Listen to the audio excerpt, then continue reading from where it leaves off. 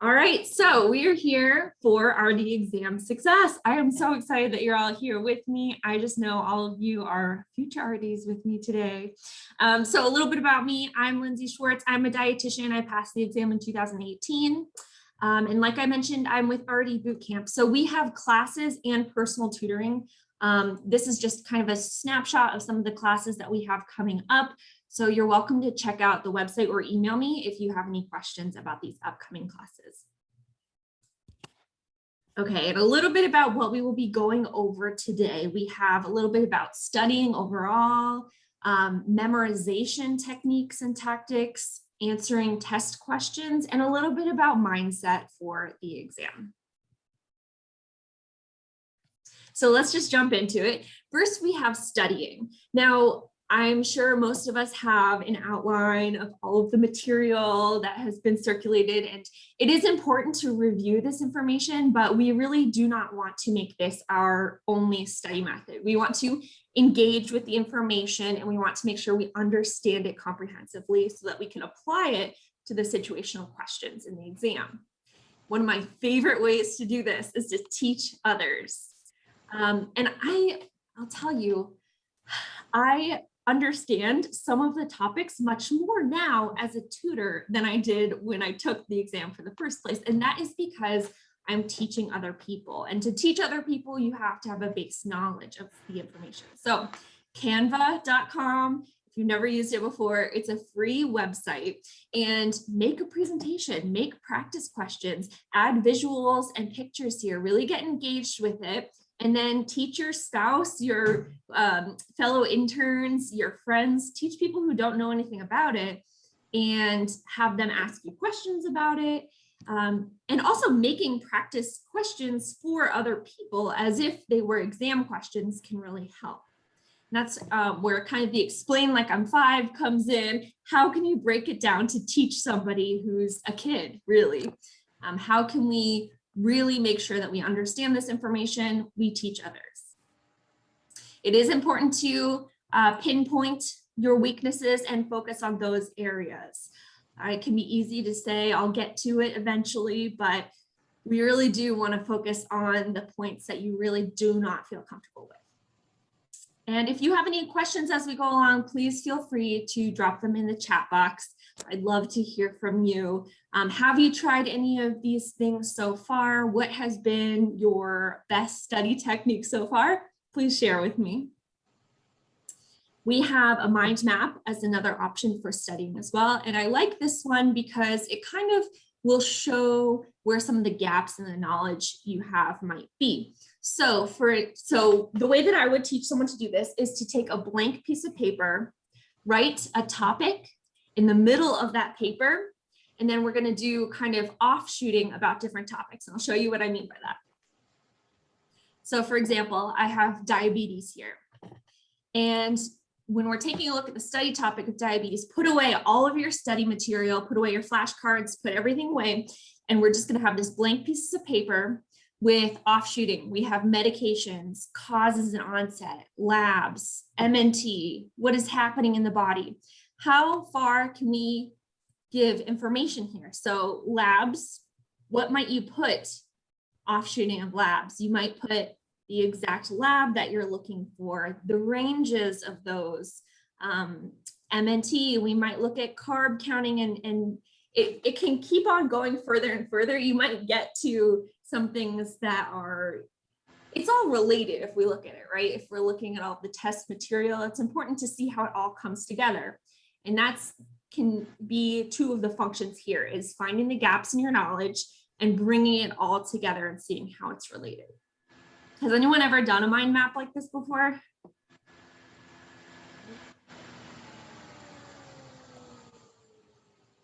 You are welcome to share if you have any good techniques or things that come up when you see this mind map situation here. Oh. Now, when we take a look at memorization, it's one thing to just, like I said, just read over, skim over everything that is in those summaries. And it's another thing to incorporate the numbers, the specific facts, the things we just need to memorize. So one of the ways that I really like to do this is with a visual story. So here I have a picture of two little kids and a 32. Well, I used this recently with one of my tutoring students when we're working on scoop size. It's important to know the number 32 when it comes to figuring out some of these math problems. So how did we do this? We made it personal and visual. She has a nephew, and we took that nephew and had her picture him very clearly in her mind and thinking that he loves ice cream and he's asking for 32 scoops of ice cream. Now, if we can really make that branded in our mind and be able to go back to that visual, well, our human brain is much more likely to remember visuals, stories, locations versus just information that we see on a page. Does anyone use this for memorization techniques?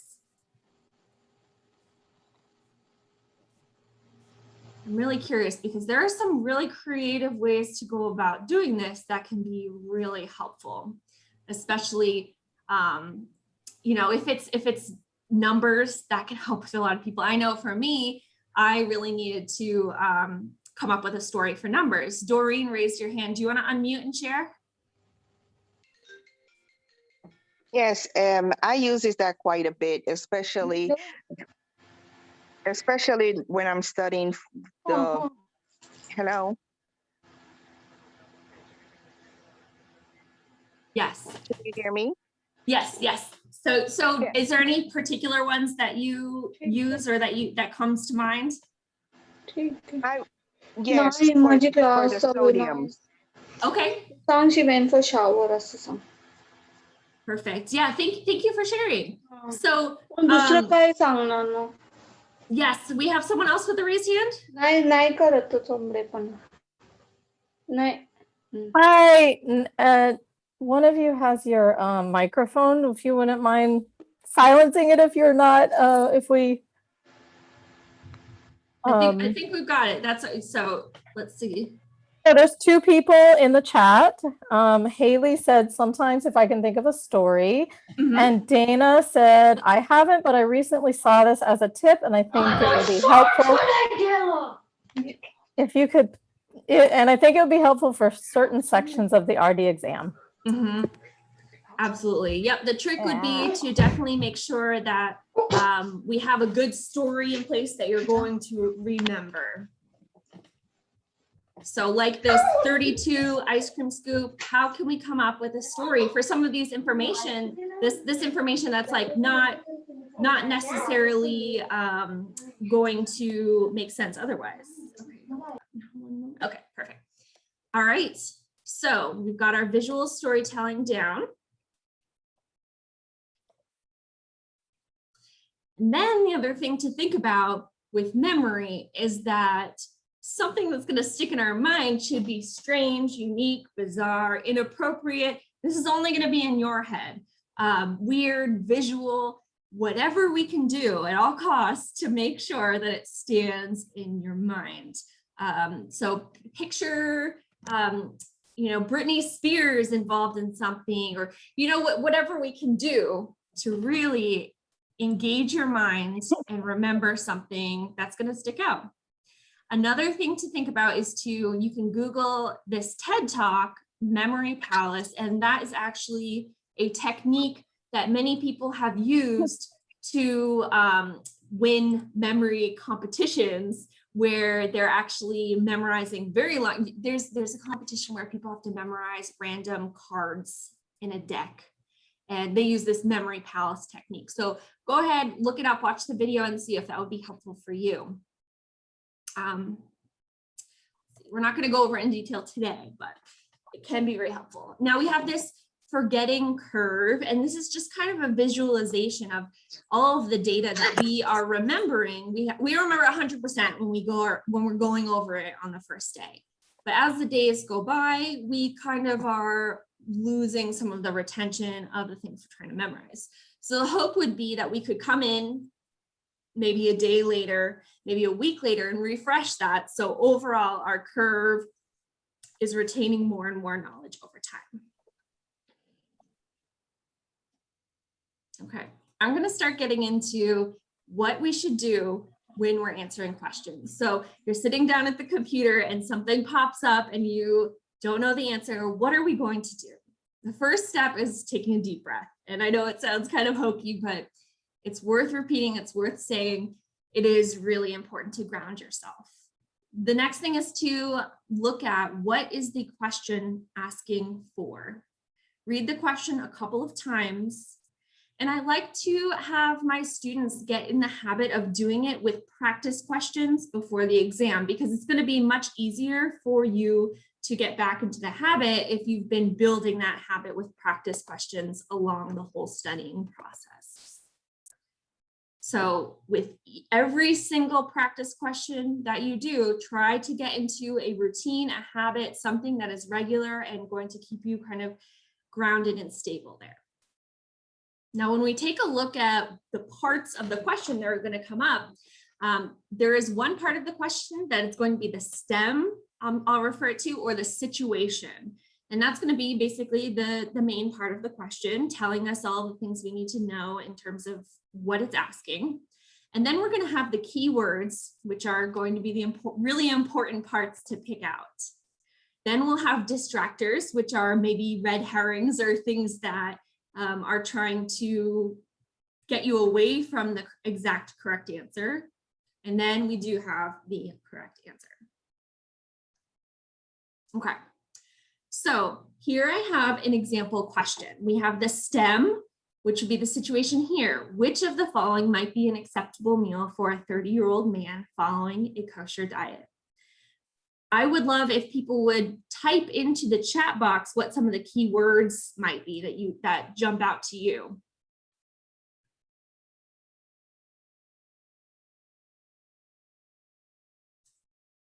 Let's take a look at the chat here. Okay. Yes, we have kosher diet. Perfect. Any other keywords? 30 man, I see. Acceptable. Those are all good keywords in the stem here. How about, does anyone want to take a shot at the correct answer before we break it apart a little bit more?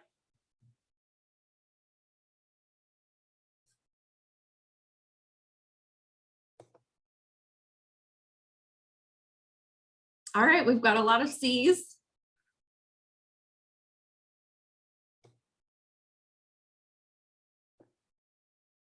Does anyone want to share their reasoning? Feel free to raise your hand, or, you know, I can unmute you if you would like to share.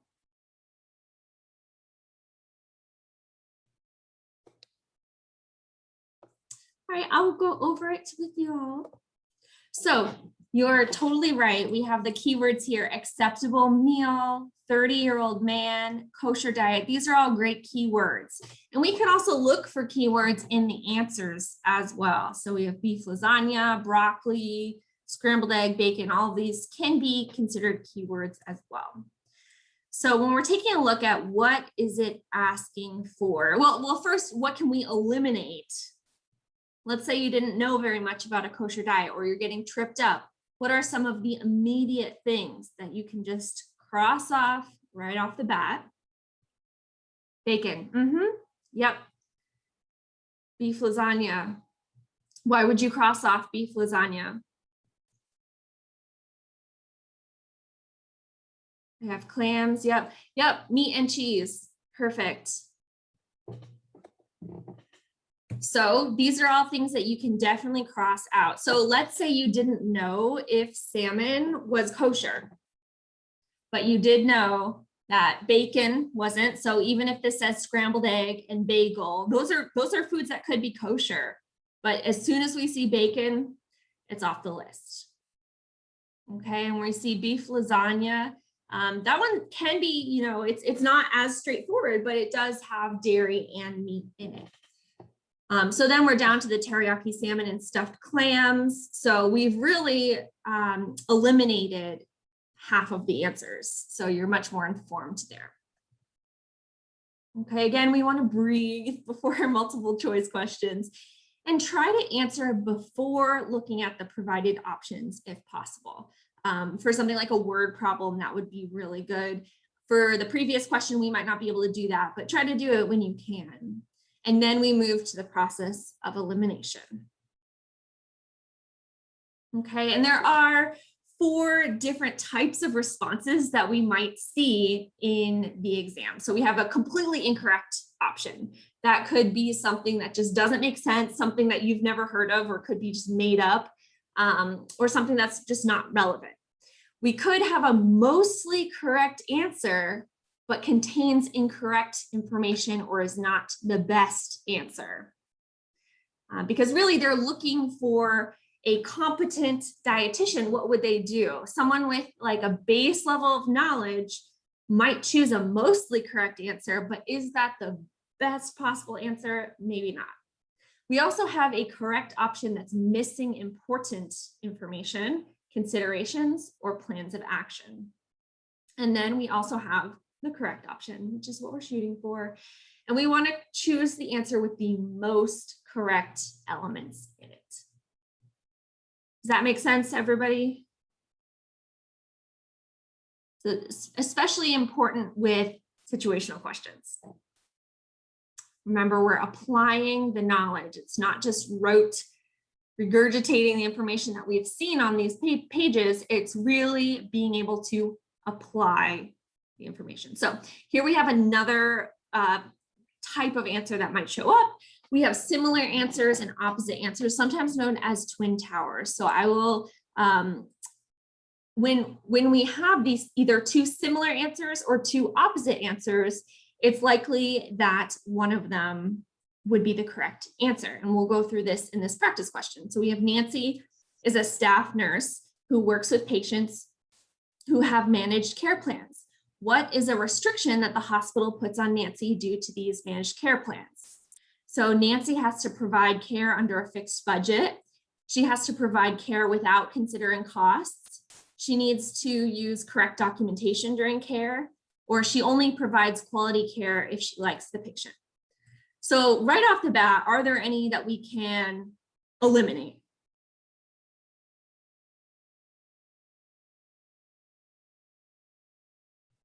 Okay, getting a lot of D's, and that makes sense. That would never be the case. How about if we take a look at these, which might be the twin towers that I mentioned, which would be the similar answers and opposite answers?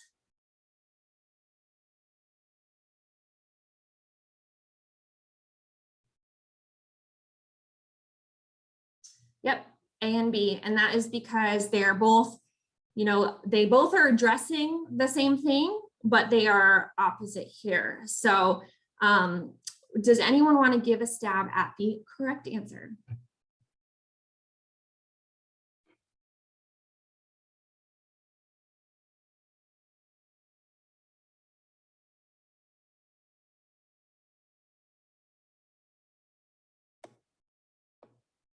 Okay, I'm getting some A's, some C's. We're going to take a look at the answer here. Okay, so A and B are the twin towers. You guys got it. C is correct. She does need to use correct documentation during care, but is it the best answer using all of the information and the keywords here, the keywords being managed care plans? If the question was addressing like, is this, or what is important for hospital visits or something, it might be we need to use correct documentation, because we always need to use correct documentation, right, in any medical situation.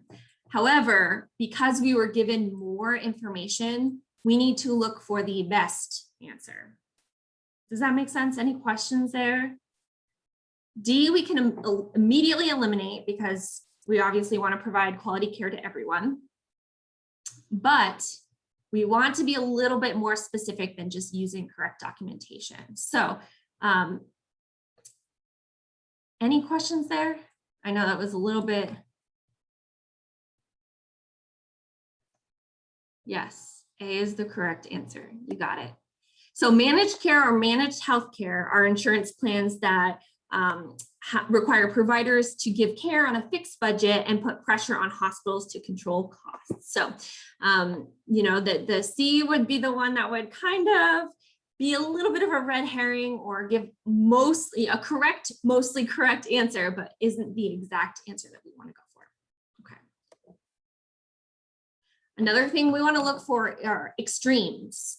So if you see in an answer, the words never, always, only, entirely, every, nutrition is a world of black and white, right? So we don't want to always say one of these extremes. So we are looking for the best answer, not the answer that is true in 100% of the cases all the time with no exceptions. We're looking for the gray area here that is also the correct answer. We also want to keep an eye out for longer and more detailed responses because those could be a clue that that's the correct answer. However, we want to take into consideration everything. So it's not always, that's another extreme, it's not always going to be one of the responses going to be the correct response that's longer or more detailed. Okay, here we have another practice question. A pregnant woman comes to your clinic looking for advice on food safety as she is concerned for her unborn baby's health. What advice do you give her? A, you need to take a prenatal vitamin with folic acid every day. B, always buy food from the local farmer's market where it's freshest. C, you only need to rinse your cutting boards after use. Or D, cook raw foods to the proper internal temperature. So first, what are some of the key words that you see here?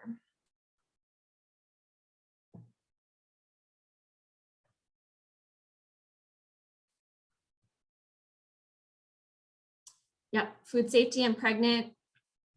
Yep, you can see only and always. Yep. Perfect, you guys got a lot of them. So another one that I would add would be baby's health. But yep, we have pregnant woman, food safety, baby's health. And also we see these extremes, always and only. Anything that we can immediately kind of cross off the list.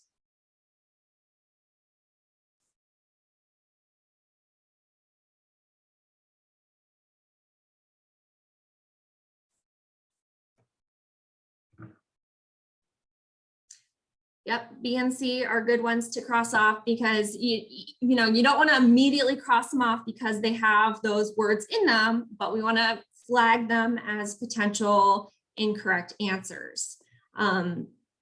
Now, when we say you only need to rinse your cutting boards after use, we can kind of logically think about that and eliminate that as an answer, and always buy food from the local farmer's market. That we can definitely eliminate as well. So what do we think is the correct answer?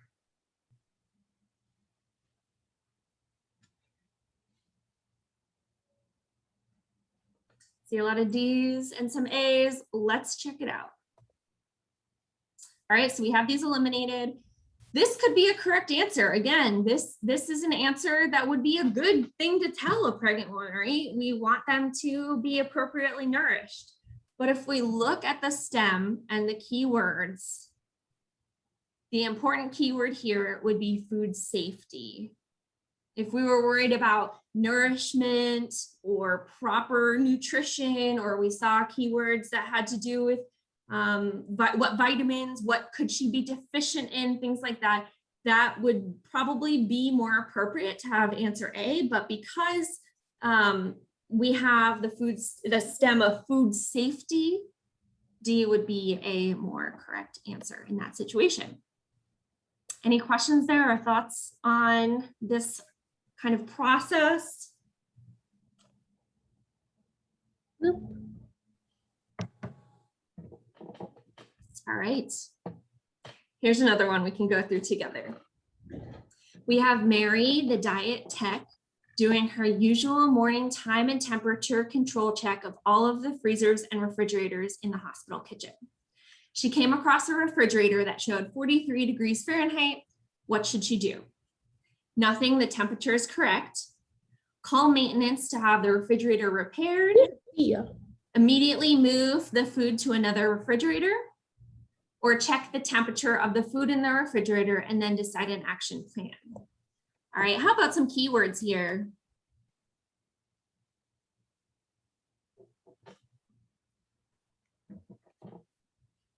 "43 degrees. Mm-hmm.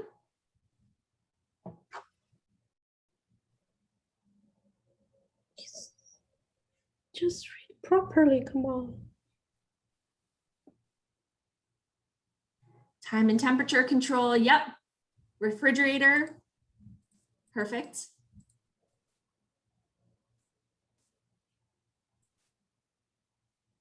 Excellent, okay. So I have our keywords here, time and temperature controlled, 43 degrees Fahrenheit, perfect. Okay, what can we eliminate right off the bat?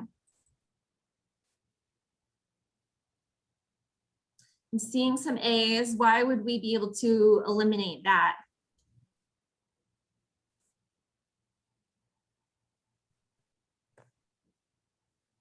Mm-hmm. Perfect.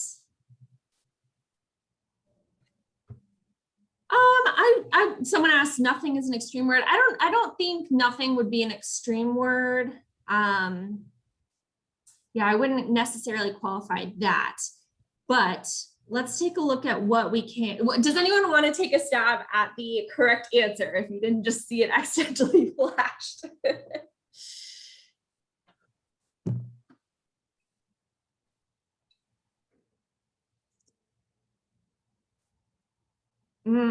Okay, I'm getting a lot of answers in. Let's take a look. So D is correct. When we have this answer, nothing, the temperature is correct, most likely we will have to do something in a situational question. Again, this is not an all or nothing. We always need to choose an answer that is, doing nothing, but most of the time they want to apply and see your decision-making skills. Call maintenance to have the refrigerator repaired or immediately move the food to another refrigerator.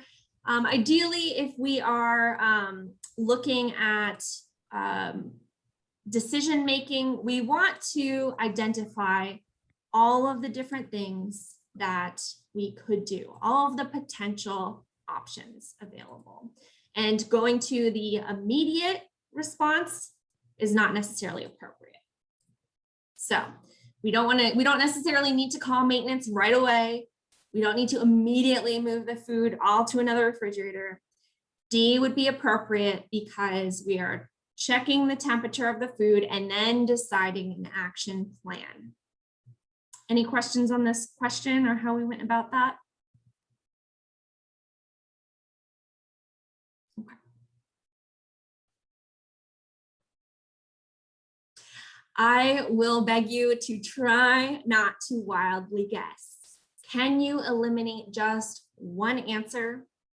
If you've eliminated just one answer, we have increased your chances of answering the question successfully.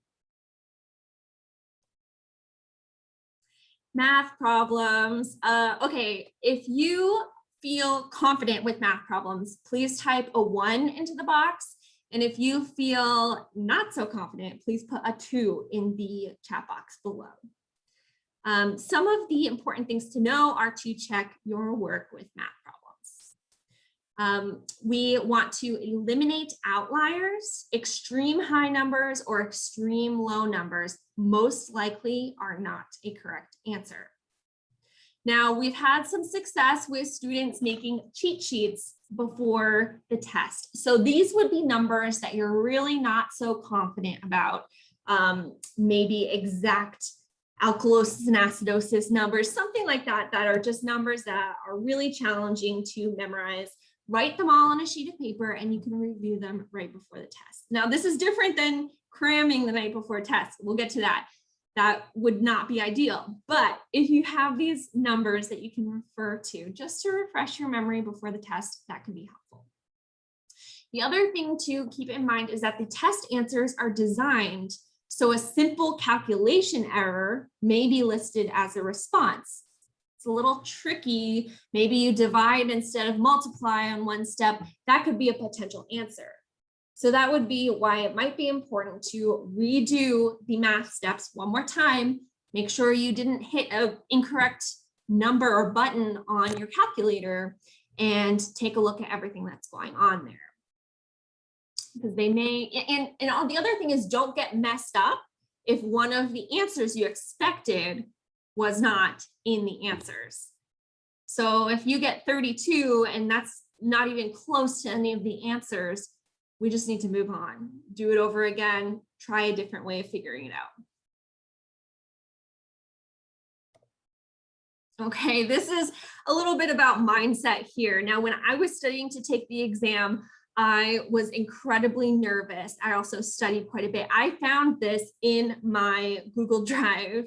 This is from 2018. I typed out this thank you post that I was going to post on Facebook because I was in these study groups and I had gotten tutoring, and I was like, I'm going to write out, I wasn't in RD then, but I signed it with my name RD. I didn't post this anywhere, but I wrote it out with the title I passed, and you can find this on my computer. And it really helped because it instills this confidence within you and really helps you focus on the success. Has anyone done anything like this?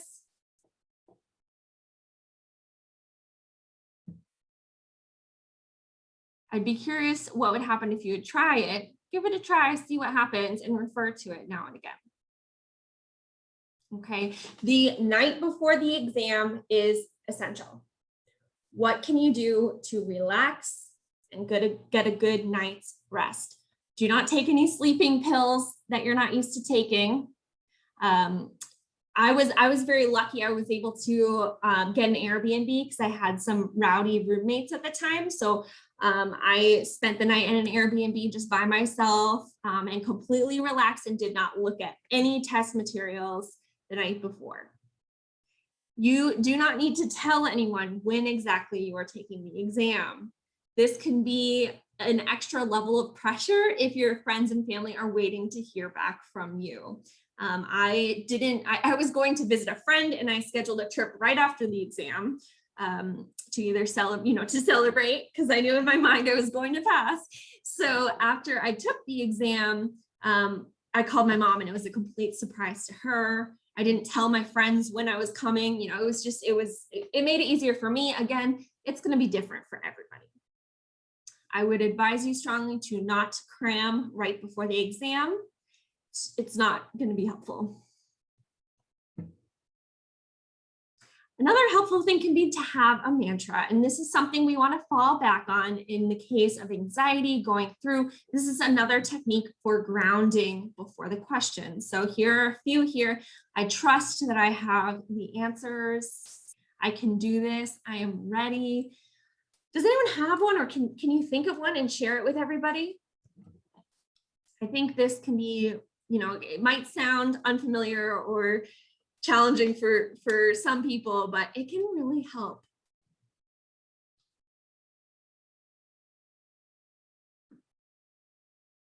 Believe in yourself. I like that one. Perfect.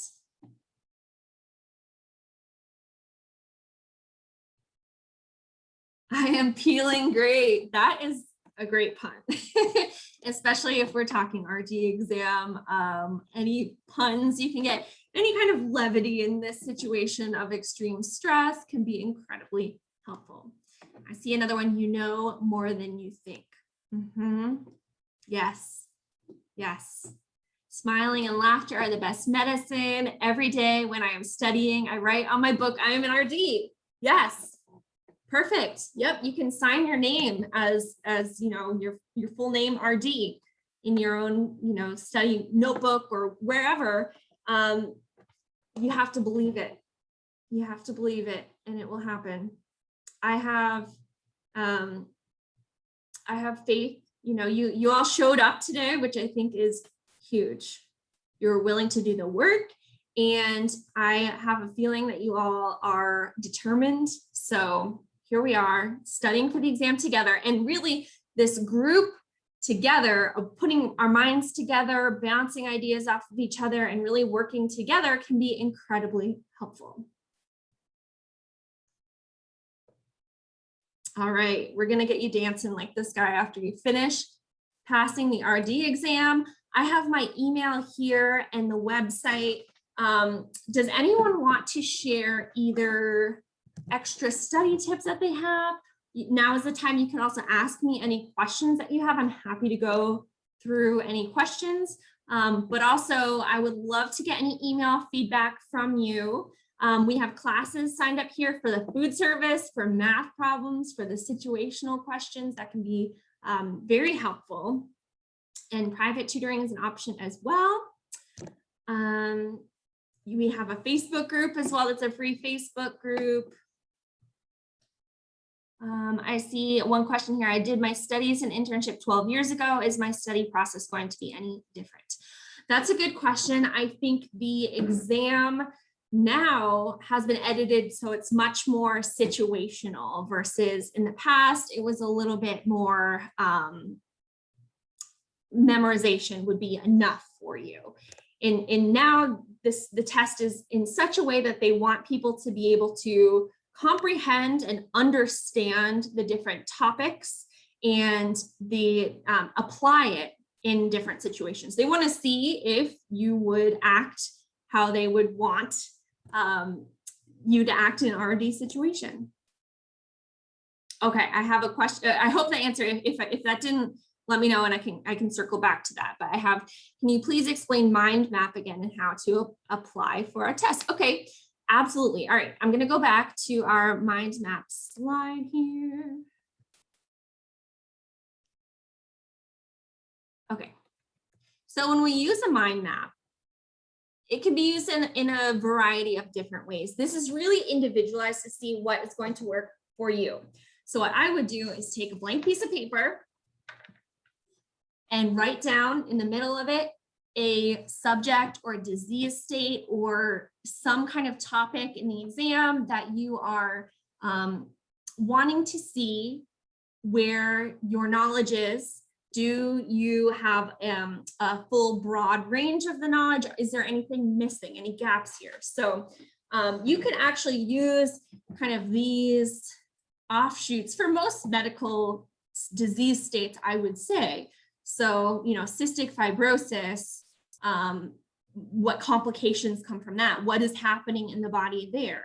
So in that case, you can use the same method here and just do as many offshoots as you can without looking at your notes and see where you might be missing things here. And you might completely get off track in a way that you're like connecting. Maybe you start at diabetes and you end at food service. Well, you're still making these connections in between all of the different subject matter, which is really important and shows that you know how they interact, how they're at play together, and that comprehension is there. Does that make sense? I mean, I think for the test, it's important to do both practice questions and this mind map thing to note where you are in the process. Because if you understand the medications for diabetes, you're going to be able to apply it in a situational question where they're asking you specifics about a patient who comes to you with certain labs, and then what do you do with the medications? You need to understand how they're all at play here for that one state.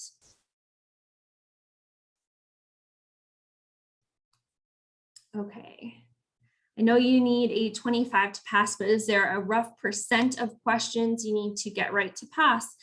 That's a good question. And Carrie, you might want to chime in if you know any specifics here. For I know that you need to answer a minimum of 125 questions.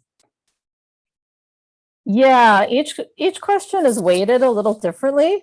So there's actually no exact amount of questions. It's 125 questions. Well, it's 145 questions. I think there's like 20, 25, something like that, where they don't count their future questions. So you don't even know which ones those are. And it's the test is not interactive. I can't think of the word, but basically if you get one wrong, they want to see if you know it. So you might get another question on the same topic. Mm-hmm. And when you do, that question earns you more points if you get it right the second time. So it's one of those like an algorithm. Right. Yeah. Yeah. So that's, I don't think anybody can truly answer that question. I hope that helped a little bit.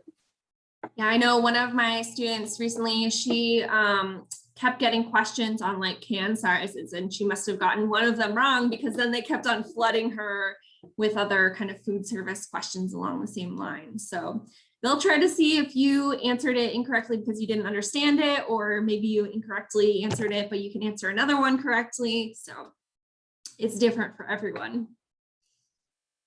Any other questions?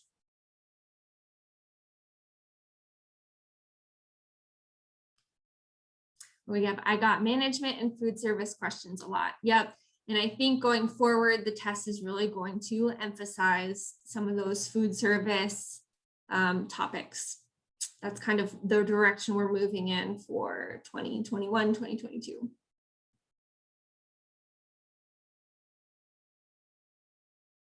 A lot of community questions. Yeah. What math should we focus on more?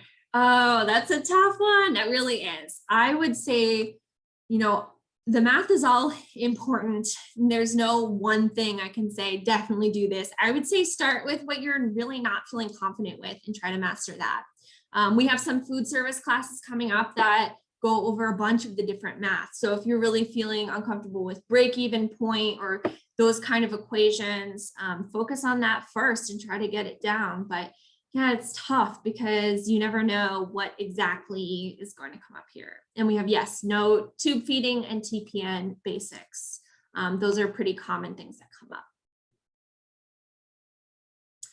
Any tips on studying vitamin and minerals, especially different sources? Oh, that is a tough one as well. I'm going to need to put together a class on that as well, because it is very challenging. That's another thing that it's like more memorization versus something you can really put together. Can you put together a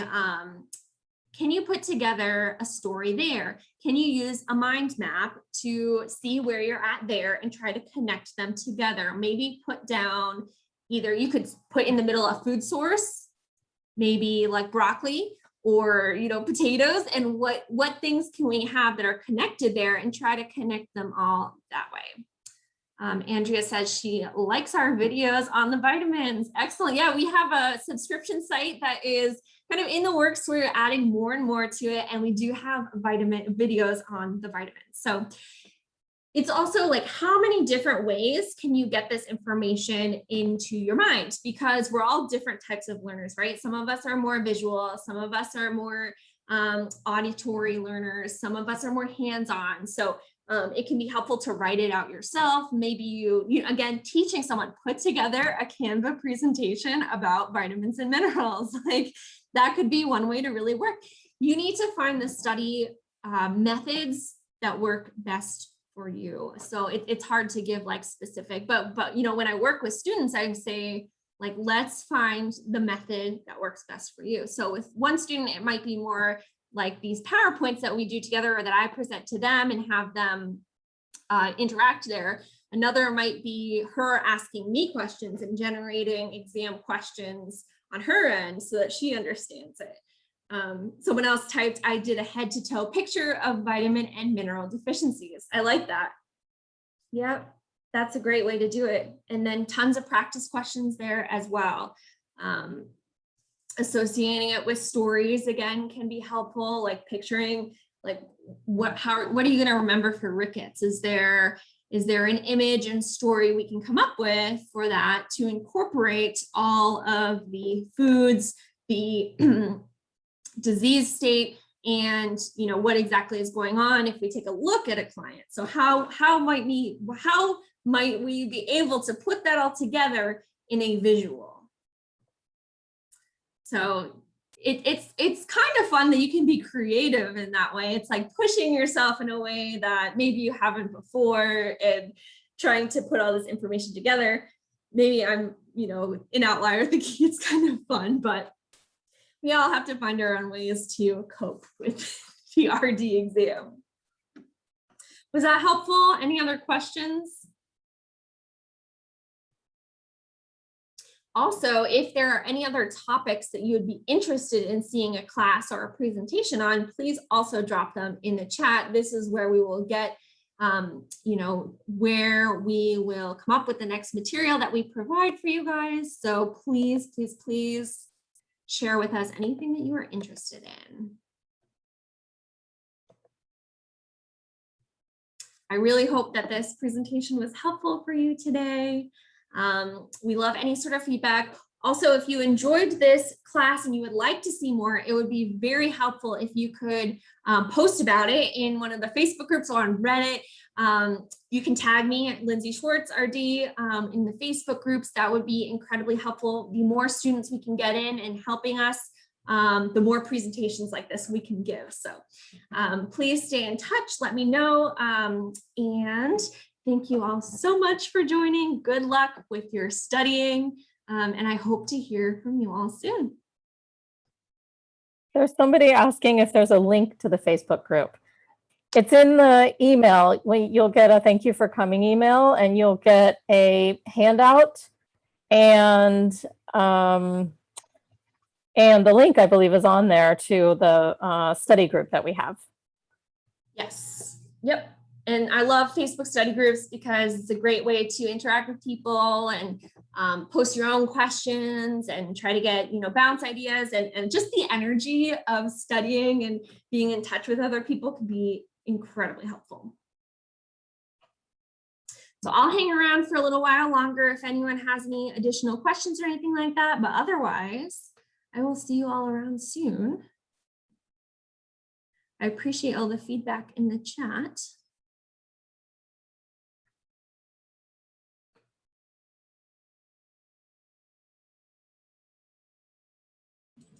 Lindsay? Yes. Hi, I have a question. How do you keep yourself motivated to study, like, a lot of the topics, food service, community, then there's, domain 1, domain 2, which is all clinical. And it's hard because it's a lot of like dry, it's lengthy, and it's like, it's hard, it's summer, it's nice weather. I was like, how do you keep yourself motivated to like keep going and keep studying and just like not like, not like fall asleep? Yeah. Oh, I totally get that. And I feel like that's part of it is just a natural part of studying for such an extensive exam, right? Like I would be a little concerned for you if you were incredibly excited to study every day for the RT exam, because there are some, not all of this information is actually going to be relevant to every single one of us in our future RD careers. But can I ask you, like, why do you want to become an RD? So I graduated in 2017. So like at that time, I was very motivated because it's easier when you finish and then you take the exam, it's much easier. But now since it's 2021, I didn't do my internship right away. I did it in 2019, 2020 during COVID. That's when I graduated. So it's like, it's been difficult since then because I'm like trying to study and trying to motivate. So why do I want to become an RD? First, I love nutrition. And I want to work with, in the future, I want to specialize in oncology and work in tube feedings. So I like that a lot. And I love nutrition. I love the aspect that like what food can do to your body. It's not just eating to satisfy yourself, but it's also what you eat and the effect that it has on your body. And I just love to like help people with their nutritional, with their nutritional aspect. And people have so many health issues, ulcerative colitis, and they have gut disorders, and they have so many problems, and they just need someone to help them. Diabetes, they need someone to help them. They could be in a lot of pain and they're not feeling well, and the foods that they eat, and they just need someone to help them and to guide them accordingly, and to kind of like to change their life, and so that's really why I want to go into the profession and specialize in oncology. Really want to help cancer patients as well, because I just like the cancer community. Not like it, but I want to help them. I feel like they need help, as well. And diet plays a major role in cancer. Yes. And you will make a huge difference in the cancer community and in the world when you are able to pursue this and be successful with the exam and get where you need to go. It's just another step that we need to take in order to make this big change in, and to have a fulfilling career as what we're meant to do. And I truly believe that. I truly, I hear the passion that's coming from you when it comes to what you actually want to do, how you want to help people, and you have a specific dream. And it can be very hard to get from point A to point B, which is studying so much to pass this really challenging exam. But It's challenging, you need to, I think relying and leaning on your motivations and going back again and again to those reasons why. The other thing that can be really helpful is accountability partners, or being in a group, or signing up for classes, because that holds you to some accountability. So even if you really don't want to, okay, well, I have this class scheduled, it's in my calendar, I might as well go. Right. That can be really helpful, or setting aside time that you're going to absolutely schedule every week to meet with somebody and go over material with them. And sometimes you have to find ways to like hack into your motivation. Like, it's the same way that we try to get people to make health behavior changes, right? How can we do that? We reduce the path of resistance to making those habits. How can we make it as easy as possible for you to continue your study habit? How can we reduce any barriers to studying regularly? What do you think of that? So, so that's my question. Like, how do you reduce these barriers? But I guess you said one of the reasons is you have to ask yourself, why do you want to become an RD? But I mean, in terms of tutoring and all of that you mentioned, like right now, I don't need it because I understand the topics. It's basically, maybe I think also part of the reason is like you need to make a schedule, like a plan of action, and every day, okay, this is what I'm going to study for I have a month to go. How am I going to fit? Like, I think if you don't have a plan, then you're like all over the place and you're not motivated. But if every day you write what you're going to study and what you're going to accomplish from this to this hour, then I think that can also help you, because you have a plan of action, Yeah, that can be absolutely helpful. And what's helpful for you might not be helpful for someone else. So really experimenting with what works, creating a schedule and sticking to it. Today I'm going to study X, Y, and Z. We also do have a blog that talks about a study plan, so you can check that out at our website. But yeah, it's kind of a, like nutrition care and nutrition counseling, it's different for every person. Making those changes is going to be different. So what are your personal barriers? We need to take a look at, okay, well, I know at this time during the day, I don't feel like studying. Right. Okay, can we either study at another time, or is there a way to improve the barriers to that time? Maybe we put our books in a certain place, or listen to a certain motivational video, or like, what are the specific things we can do to get you on that right path? Right, so it's definitely fear, because I already took the exam once before and I didn't pass. So it's like, so it's that disappointment, like you feel like a failure. But regardless, moving forward, you're like, okay, I can do this a second time. But I guess it's also fear, and like just kind of like such fear sometimes doesn't allow you to move forward, and that could possibly be a personal barrier. Absolutely. And that makes total sense. And I think part of that is the mindset work that we talked about at the end, just pushing through and trying to have those mantras, trying to work on calming and grounding techniques, because really, if we think about your end goal of making a difference and helping this population, what do we need to get to that? Right. We need to pass the RD exam. And then also practicing the very situational exam questions, because you might understand all of the topics. That's great.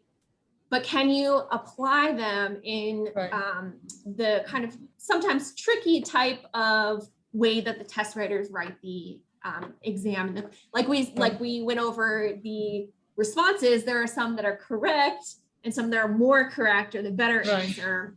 How good are you at answering those specific kind of tricky test methods? Right. No, well, absolutely. Your thing was really helpful today about the situational questions. About, I didn't know this, like look at the question and get the key words, and then things like always and nothing and immediately, like you have to first analyze the situation before you have to first assess. That's important. Assess and analyze the situation before you do a plan of action, So that's one of the things, right? And you might get so excited that you see, I know this happened to me, that when a question came up that I knew the topic, I'm like, oh, I know everything about diabetes. And I see an answer that seems like, oh yeah, I know this medication. But you need to slow down and say, like, is this answer actually applicable? Regardless of how excited you feel that you know the answer, you need to make sure that it's the actual correct answer. You're saying when you're taking the exam. Mm-hmm. Right. So like you said, before you actually look at the multiple choice, think in your head, like, what is the correct answer, right? Yes. What is the correct answer? And like sometimes it's hard because the question could be very wordy, and it could be like a full paragraph. And then sometimes that could throw you off. But I think I've learned that like you sometimes just have to close your eyes and like and then like think, okay, what possibly could be the answer before going back, or just look down on your paper and don't look at the screen, because it could be such a long question that could throw you off because you don't know what to do, you know? Yes. And even writing down some of those keywords as you're reading the main chunk of paragraphs, so that at least you have a more digestible, bite-sized idea of what's going on. You have the keywords written down on your paper in front of you. Right. What did you say about when you have two, you have 4 choices, right? So you're doing elimination. So when you have 2 best answers, what did you say? So you look at the keywords, you eliminate everything else. How do you know which one is the right one to choose again when you could have 2 best answers? Yes. So let's go back to that slide here. I feel like that's an important slide when you have 2. Yeah.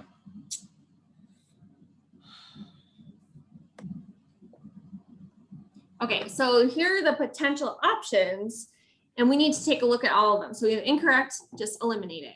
We might have one that's mostly correct, but also contains incorrect information. Oh, so if, like we talked about, the one that's like the pregnant lady with, cooking your food correctly, maybe one of the answers is cook your food correctly, and the other one is cook your food correctly and take fish oil. That's not necessarily the best answer. And it might actually have incorrect, like cook your food correctly and eat soft cheese. That would be correct, incorrect. Or we could have a correct option that's missing important information. So like the food service one, where you're not evaluating before you make a decision. Because it could be correct to call the maintenance staff to fix the fridge, but does it consider the plan of action and other considerations? No. Right. So we want the answer with the most amount of correct elements. So if you see something that's correct and then something that's correct plus another correct answer, go with that second one. Oh, okay. Okay. What do you mean by here? Correct option, but missing important information, and then your considerations or plans of action. What does that mean? Mm-hmm. Okay, so that would be more similar to the food service one, where they're checking the fridge, but they're missing that consideration of it's important to temp the food in the fridge as well as just assuming that the fridge is broken. Right. Okay, exactly. So before like running to go and fixing the fridge, getting maintenance, like first, what are you going to do with the food? You don't want it to spoil or go, damage. Okay. Yeah. Yep. So that would be another one. Like, say we figure out the fridge is broken and the food, but the food is in proper temperature. Are we going to run immediately to, replace the fridge? Well, what are we going to do with the food in the fridge? Right. So first correct the food, and then you can do first, like look into other considerations before going into plan of action. Right. So exactly. Basically assess, analyze your situation. Okay. Yeah, and it's kind of interesting how it's parallel to our ADIME, right? Assess, diagnose. So assess the problem, figure out what's wrong with it, intervention. So what are we going to do about it? So kind of a fun parallel there. Okay, I like the fact that you said that there's a blog on the site where that teaches you how to make a study plan, a plan of action. That I think is important to know how to make a plan of action. Okay. Because then it helps you, and then you're not all over the place. You are like consistent with your information for the next month or so. Exactly. Okay. Yeah, I hope this piece of information helped everybody else who's also participating. Yes, thank you so much for your involvement. It's really helpful when Thank you. I appreciate. Thank you for helping out. Of course. Yeah, thanks for joining us today. All right, any other final questions from anybody else? Well, thank you all for joining us. I hope to hear from you soon. Please send me an email if you have any questions, and I hope you have a good rest of your evening.